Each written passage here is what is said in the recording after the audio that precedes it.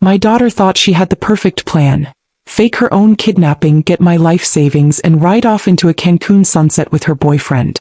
She thought her mother was a weak, gullible old woman. She forgot one tiny detail: I taught her how to write. Before I begin my story, let me know in the comments where you are listening from and what time it is. I just want to know, I'm not alone in this.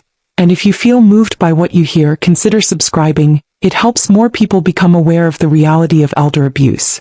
Now let me tell you what really happened. Started with a phone call that split my world in two. One moment, I was a 68-year-old grandmother, sitting in the quiet afternoon light of my living room, contemplating the simple, pleasant task of mending a tear in my granddaughter's teddy bear. The sunlight, warm and golden, streamed through the bay window, illuminating the dancing dust motes and the familiar comfort of my home. The needle felt solid and precise in my fingers.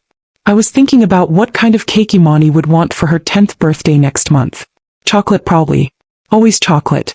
The next, I was a raw nerve ending, a vessel of pure animal terror. The phone's ring wasn't its usual cheerful chime. It felt like a shriek, an alarm tearing through the peaceful fabric of my home, shrill and demanding. I picked it up, a simple hello on my lips. There was no greeting in return. Only a voice, metallic and distorted as if scraped through a cheese grater. A voice that belonged to no one and everyone, the anonymous sound of nightmares.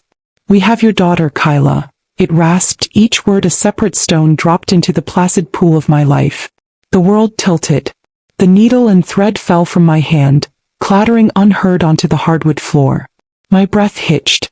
The voice continued, cold and devoid of any human inflection, laying out the terms of my new reality with the detached air of a dispatcher reading a traffic report.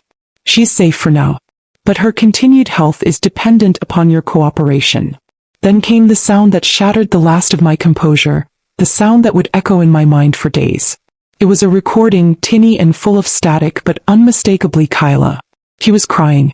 A desperate, broken sound that clawed at my soul, a sound I hadn't heard since she was a small child who'd fallen from her bike.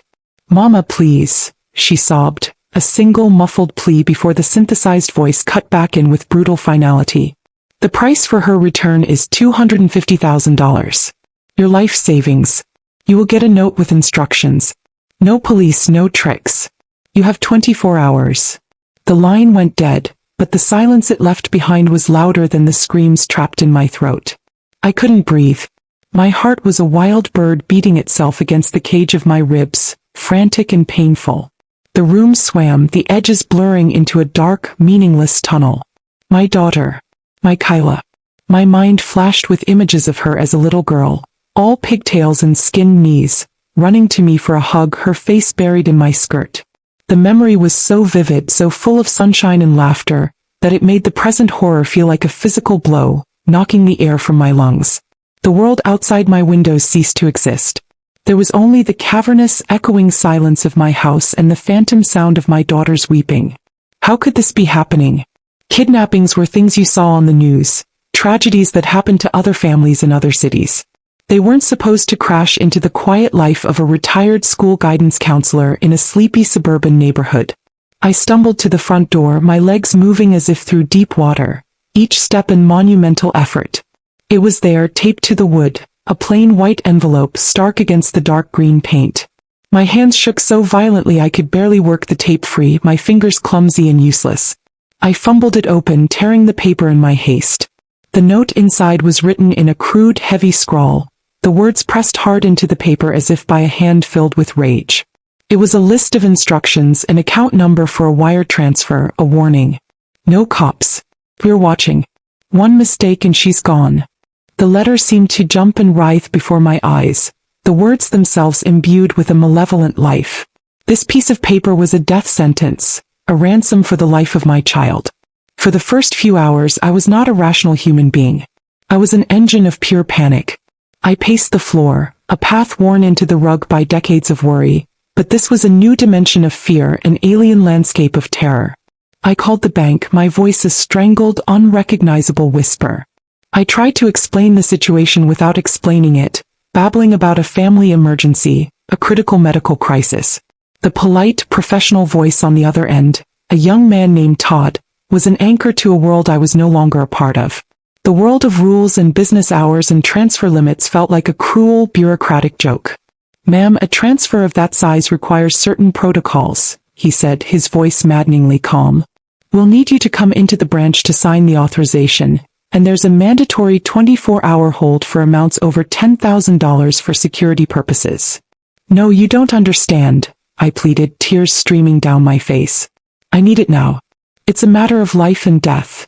"I understand your urgency, Mrs. Vaughn," he said, though his tone made it clear he didn't, not really. "But federal regulations are in place to protect you." "Protect me?" I wanted to scream. I wanted to reach through the phone and shake him. My daughter's life was measured in minutes now, and he was talking about processing delays and federal regulations.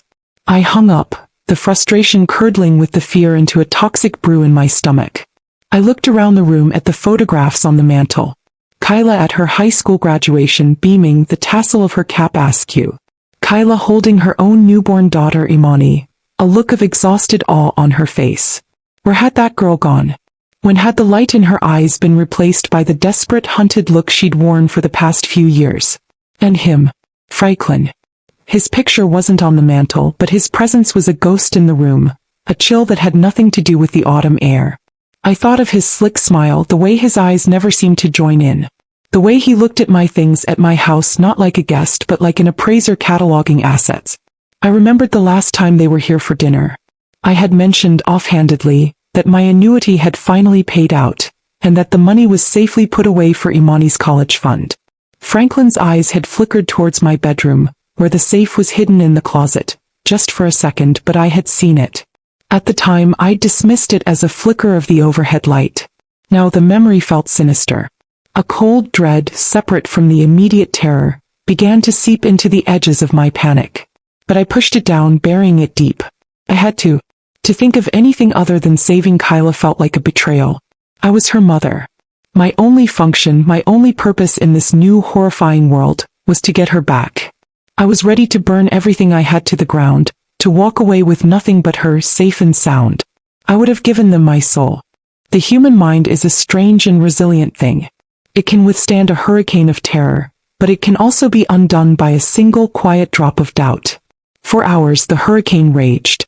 I was a ship tossed in a storm, my only direction dictated by the kidnapper's demands. I sat at my dining room table, the ransom note laid out before me like a sacred, terrible text. I stared at it, memorizing the account number, the deadlines, the threats, until the ink seemed to bleed into the wood grain. The bank had called back, a manager this time, a woman with a more compassionate voice. She had listened to my frantic pleading and agreed to expedite the paperwork, though the hold was non-negotiable. "The funds will be ready for transfer tomorrow afternoon, Mrs. Vaughn," she had promised. All I had to do was give the final authorization. My hand hovered over the phone, my salvation and my ruin in one plastic shell. But I didn't pick it up. Something was holding me back. A tiny, insistent splinter of a thought, lodged deep beneath the surface of my fear. It was a feeling of dissonance, of something being horribly out of place. It was like hearing a familiar song played in the wrong key. My eyes kept landing on the note, not on the threatening words but on the shape of them. The crude, heavy scrawl felt performative, like someone trying too hard to look menacing. And there was a specific detail that my subconscious had snagged on, a detail my conscious mind was fighting to ignore. Specifically, it was the letter, in the words "your and daughter's safety." It was written with a big, dramatic, almost flamboyant loop at the bottom. It was a flourish, a signature tick. And it was familiar. Dangerously familiar. At first I dismissed it. "You're going crazy," I told myself, my inner voice sharp with self-reproach. "Fear is making you see things. Your daughter is in danger and you're staring at handwriting." I stood up and walked to the kitchen, trying to shake the feeling, to focus on the task at hand. I filled a glass with water, but my hands were still trembling, sloshing water onto the counter. As I drank, my gaze fell upon the refrigerator door, a cheerful collage of my life. A drawing from Imani of a lopsided, smiling sun, a magnet from a long-ago trip to the Grand Canyon, and a birthday card from Kyla, pinned there just last month. The card was bright pink with a schmaltzy poem on the front about mothers being angels on earth. On the inside, in her familiar looping script, she had written, "To the best mom, happy birthday. All my love, your Kyla." The splinter in my mind twisted, becoming a shard of glass. That nagging feeling became an urgent, screaming demand. I felt a pull towards the refrigerator, a dread so profound it was almost a physical force. It felt like walking towards the edge of a cliff in the dark. I had to prove myself wrong. I had to silence this insane, treacherous voice in my head so I could get back to the business of saving my daughter. I unpinned the card. The little ladybug magnet clattered to the floor, but I barely noticed. I walked back to the dining room table as if in a dream, the bright pink card held out before me, a flimsy shield against a horrifying truth. I laid it down next to the stark, terrifying white of the ransom note. My heart stopped. It didn't just pound. It ceased to beat for a full, eternal second. It wasn't a guess. It wasn't a trick of the light or a figment of my overwrought imagination. It was a fact as solid and brutal as a block of granite. The in your Kyla had the exact same dramatic loopy tail as the in your daughter's safety. It was identical. Unmistakable. Her signature. But it wasn't just that. I scanned the ransom note again, my eyes sharp and analytical for the first time. The note said, "We want $250,000 or else." Kyla had always had a peculiar habit of using the phrase, "or else," as a playful threat when she was a teenager. Clean your room or else. Do my dishes or else. It was a ghost of her adolescent voice, hidden in this monstrous demand. The hot, frantic fear that had been coursing through my veins for hours didn't just fade.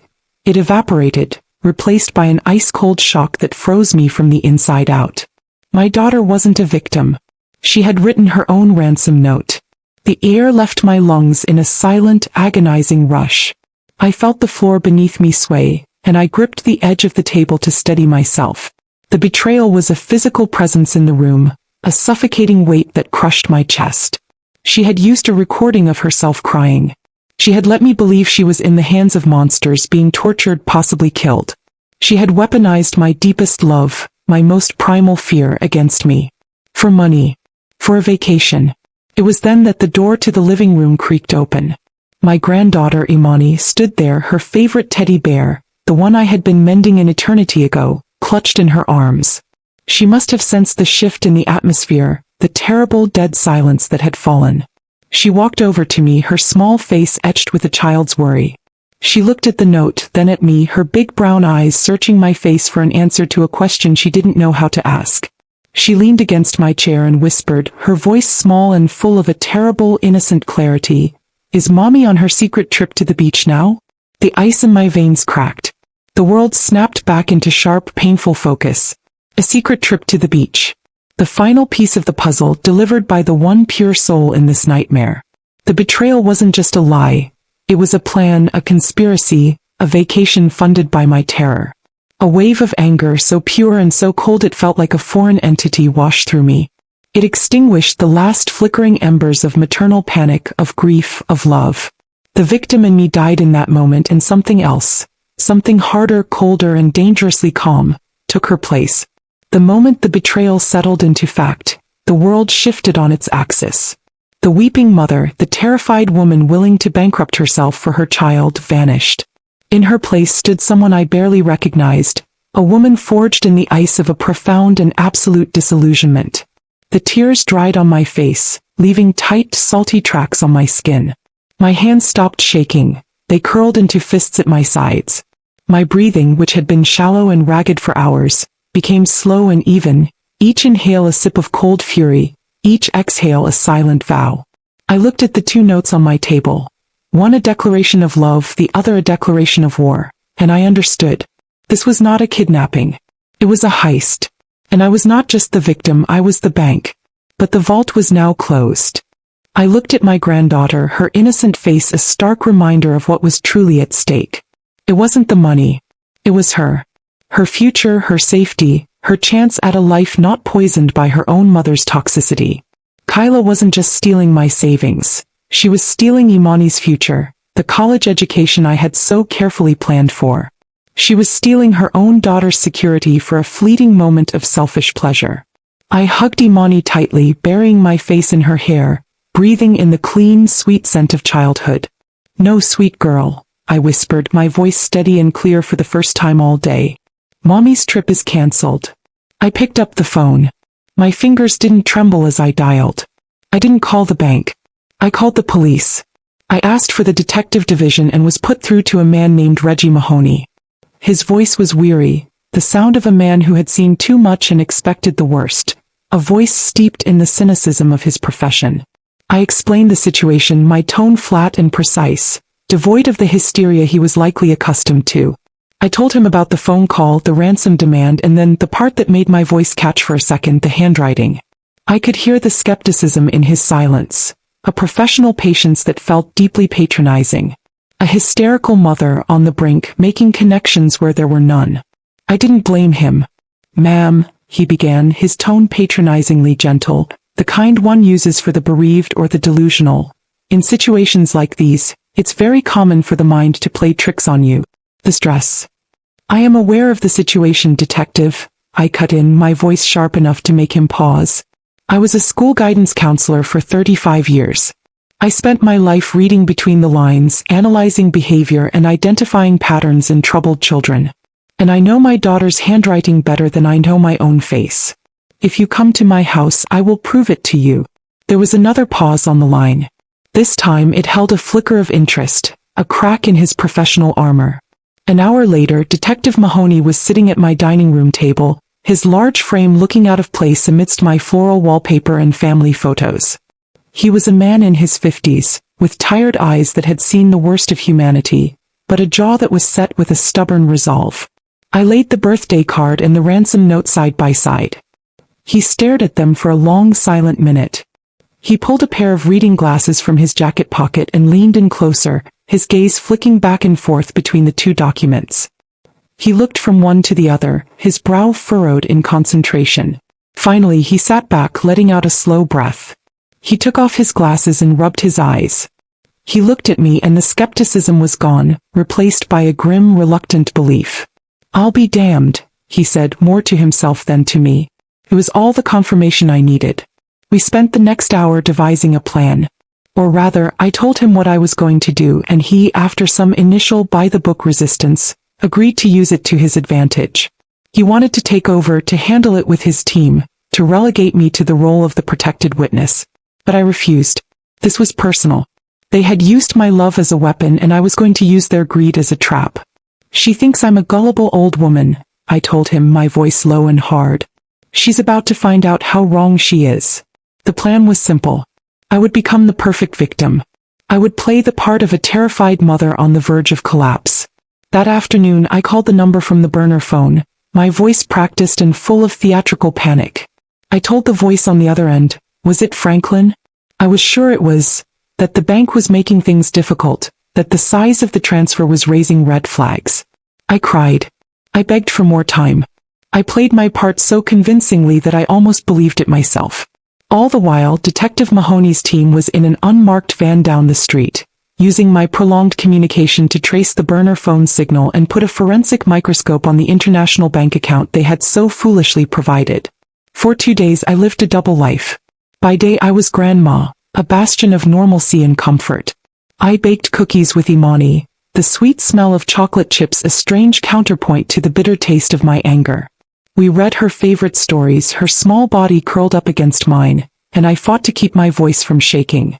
I had to shield her from the sinister undercurrents in her own home, a task that felt like holding back a tidal wave with my bare hands. But in the stolen moments when Imani was asleep or watching cartoons, I was a hunter. I exchanged tense, carefully worded texts with my daughter's kidnappers. I fed them a steady stream of information about my fictional struggles with the bank, building a narrative of a desperate woman on the edge of compliance. Every message was a carefully placed stone in the path leading to their capture. I felt a strange, cold power in the deception. I was no longer a pawn in their cruel game. I was controlling the board. The fear was still there, a constant low hum beneath the surface, but it was overshadowed by a chilling, razor-sharp focus. I was weaving a web, and with every passing hour, I could feel it drawing tighter around them. The waiting was the hardest part. For 48 hours, I existed in a state of suspended animation, my life paused between the terrible beginning and the uncertain end. The house became a pressure cooker of tension. Every ring of the phone sent a jolt of adrenaline through me, my heart leaping into my throat. Every text message from them was a performance, A careful dance of deception where one wrong step could mean they'd disappear forever. I moved through my house like a ghost, the silence stretching into an unbearable taut wire. I was exhausted, but I couldn't sleep. My mind was a battlefield, replaying every conversation, analyzing every choice, praying I hadn't made a mistake that would allow them to slip through my grasp. I caught myself almost breaking character once. Franklin called, his synthesized voice demanding an update, and Imani walked into the room. I had to turn away, pretending to cough, to hide the cold, hard expression on my face, replacing it with a mask of trembling fear before I spoke again. The call that changed everything came on the third day. It was Detective Mahoney. His voice was calm, professionally detached, but underneath it, I could hear the satisfaction of a successful hunt. "We got them, Patrice," he said simply. The words didn't bring the flood of relief I had expected, the joyous release I had seen in movies. Instead, I felt a profound, hollow emptiness, as if a vital part of me had been scooped out, leaving a cold void. This wasn't a victory. It was the tragic, necessary conclusion to a family's implosion. "What happened?" I asked, my voice barely a whisper as I sank into a kitchen chair. The account they used was linked to a series of bookings made under a false name, but the digital trail was sloppy. "Amateurs," he explained with a hint of professional disdain. "Led us right to a luxury resort in Cancun. The Casa de Sueños. House of Dreams. Can you believe the nerve? We coordinated with the federal police down there. They walked onto the beach an hour ago and arrested your daughter." He paused, his voice softening slightly. "He sent me a photo. I can forward it to you if you want. You don't have to look." "Yes," I said, though I wasn't sure why. A part of me needed to see. I needed the final visual confirmation of her betrayal. A moment later my phone chimed. I opened the image with a trembling thumb.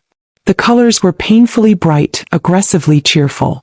The turquoise water of the Caribbean, the perfect white sand, the garish yellow of a beach umbrella. And there was Kyla. She was reclining on a padded lounge chair, a tall, fruity-looking cocktail sweating in her hand. Her head was thrown back in laughter, her face tilted towards the sun, her designer sunglasses pushed up on her head. She looked carefree, radiant, and utterly monstrous.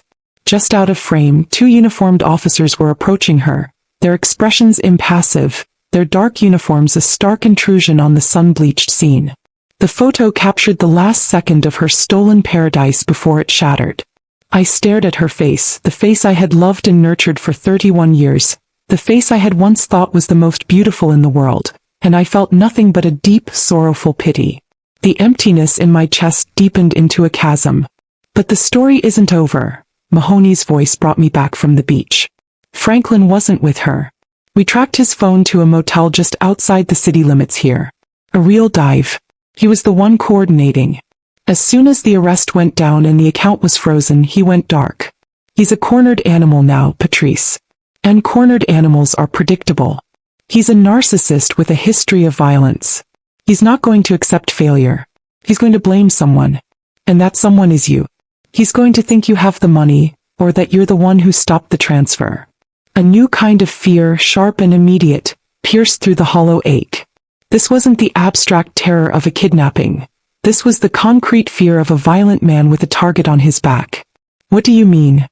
I asked, my throat dry. "I mean he's coming for you," Mahoney said, his voice grim and devoid of any ambiguity. "But we'll be ready for him. I have a team 2 minutes from your location.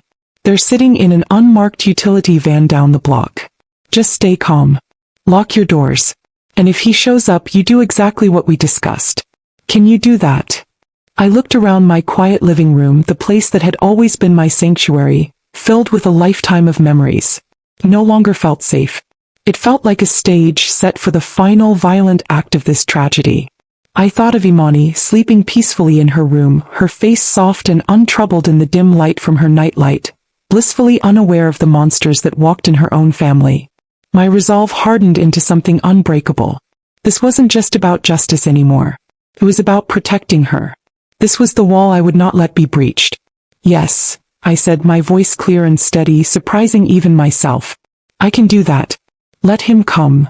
I hung up the phone and walked through the house, systematically locking every door and every window. I drew the curtains, plunging the house into a premature twilight. I turned down the lights until only a single lamp glowed in the living room. Then I sat in my favorite armchair, the one facing the front door, and I waited. I was no longer a hunter. I was the bait. The silence in the house became a living entity. It had weight and texture. It pressed in on me, amplifying every tiny sound. The rhythmic hum of the refrigerator, the groan of the house settling in the cool night air, the frantic loud beating of my own heart against my ribs. I sat in the dim light, my body rigid, my hands gripping the armrests so tightly my knuckles were white. Every nerve ending was alight, screaming with anticipation. For 2 hours nothing happened. The world outside was quiet. A dog barked in the distance. A car passed, its headlights briefly sweeping across my drawn curtains. I began to wonder if we were wrong, if Franklin was smarter than we thought, if he had already fled, cutting his losses. The thought brought no relief, only the unsettling feeling of an unfinished story, a lingering threat. But then I heard it. The sound of a car engine, not passing by but slowing, then cutting abruptly in the street right outside. A car door slammed shut with a crack of finality that echoed in the stillness. Heavy, hurried, angry footsteps pounded up my walkway. I didn't have time to brace myself. There was no knock, no warning. The front door exploded inwards, splintering from its frame with a deafening crash that shook the entire house. Wood and plaster rained down on the entryway floor. And there he was. Franklin. The charming, handsome man who had sat at my dinner table and complimented my cooking was gone, stripped away like a cheap veneer. In his place was a creature I had only glimpsed in flashes of his cold-eyed stares. His face was a twisted mask of rage, his eyes wild and bloodshot. He was breathing heavily, his chest heaving, a predator who had finally dropped all pretense of civility and was revealing the feral animal beneath. "Where is it?" he snarled, his voice a low, guttural growl that seemed to vibrate in the air. He stormed into the room, his movements jerky and violent.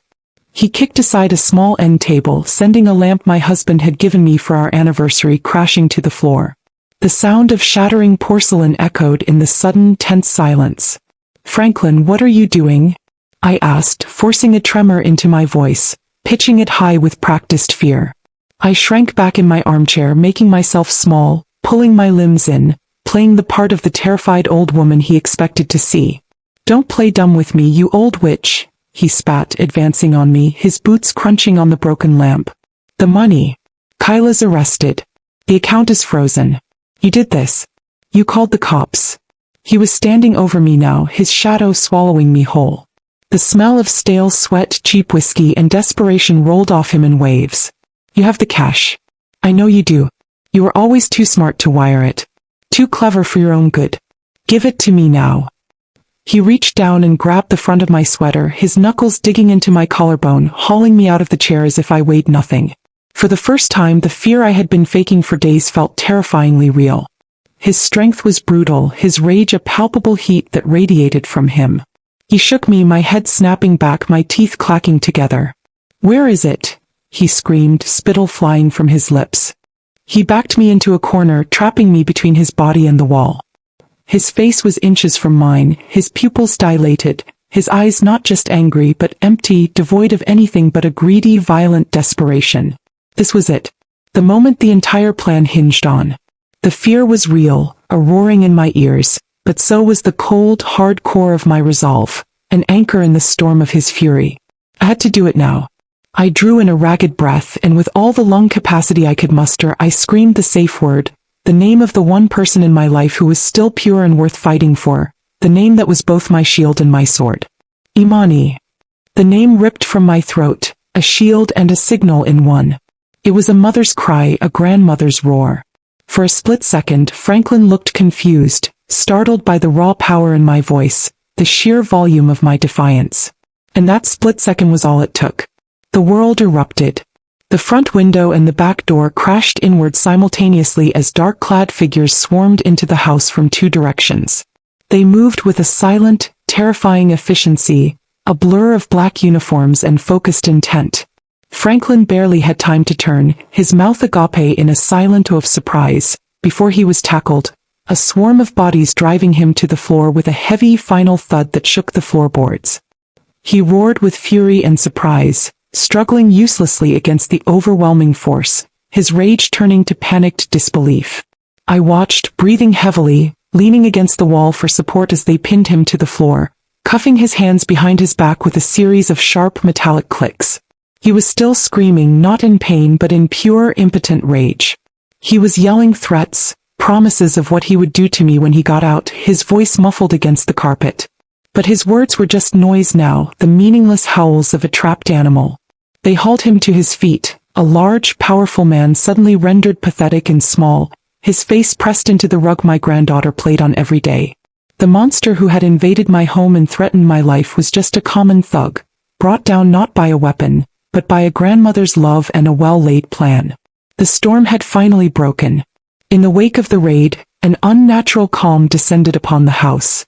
The chaos of the takedown, the shouting and the shattering glass, was replaced by the quiet, methodical efficiency of the police. Statements were taken, evidence was bagged, and my splintered front door was temporarily boarded up with a sheet of raw plywood, a stark, ugly reminder of the violence that had breached my sanctuary. I sat at my dining room table, a cup of tea Detective Mahoney had made for me warming my still trembling hands. He told me that Franklin, faced with a mountain of undeniable charges from the home invasion, charges that carried far more weight than conspiracy and fraud, had started singing like a canary the moment he got to the station. He threw Kyla under every bus he could find, painting her as the manipulative mastermind and himself as her reluctant, love-struck accomplice, a man led astray by a wicked woman. It was a pathetic, cowardly performance, but not an unexpected one. A week later, Kyla was extradited. I didn't see her. I refused the request from her public defender. He had called, his voice oozing a synthetic sympathy, suggesting a meeting might be beneficial for her state of mind. I had cut him off. My daughter's state of mind ceased to be my concern when she put a price on my love, I told him and hung up. There was nothing left to say. The daughter I knew was a ghost, a memory from a life that no longer existed. The woman in that holding cell was a stranger to me, a stranger who had tried to ransom my love and auction off her own daughter's future. Detective Mahoney told me she had turned on Franklin just as quickly, crafting a story of being a terrified, coerced victim of a violent, controlling man.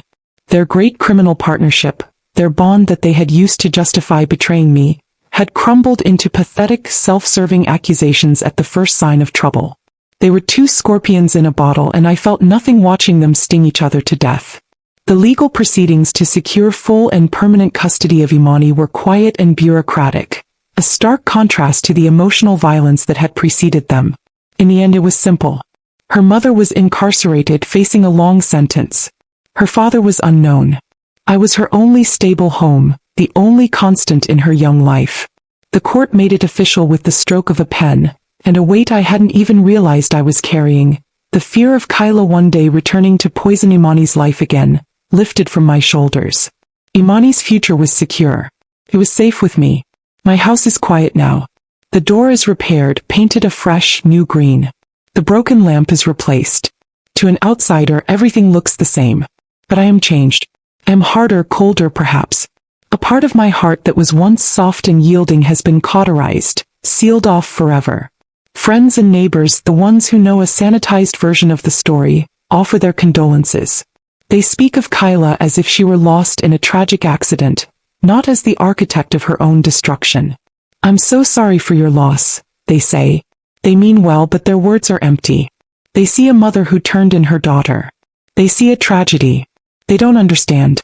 I didn't lose my daughter in that jail cell, or on that sun-drenched beach in Cancun. I lost her slowly, over years, to a darkness I couldn't fight, a creeping entitlement that curdled her love into something ugly and transactional. I lost her the moment she decided my love was not a gift to be cherished, but a resource to be plundered. My daughter taught me the most painful lesson of my life. Sometimes, the only way to save your family is to destroy a part of it.